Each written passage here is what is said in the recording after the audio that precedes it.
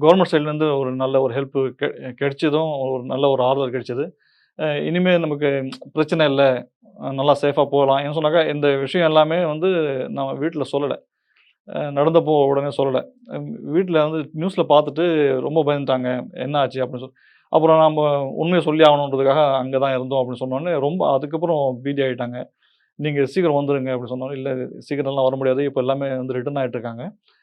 Flight ticket கிடைக்கிறது கஷ்டம். அதனால நாங்க பிளான் பண்ணபடியே நாங்க வந்துர்றோம்" அப்படின்னு சொல்லி, டெல்லிலேருந்து நம்ம அந்த ஹெல்ப் சென்டர் கால் பண்ணோம் இல்லையா?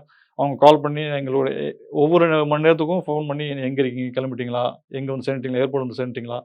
அதே மாரி டெல்லி ஏர்போர்ட்லயும் வந்து எம்பி சார்பா வந்து எங்கள அ வ அ வர ரிசீவ் பண்ணி, அவங்க ஏர்போர்ட்டுக்கு ஒரு விஐபி கேட் மூலியமா மறுபடியும் எங்களுக்கு அதில செக்கின் குடுத்து, அவங்க கூடவே இருந்து எங்களோட லக்கேஜ்லாம் போட்டு அனுப்பும்போது எங்களுக்கு ரொம்ப ஊருக்கு போறோம்.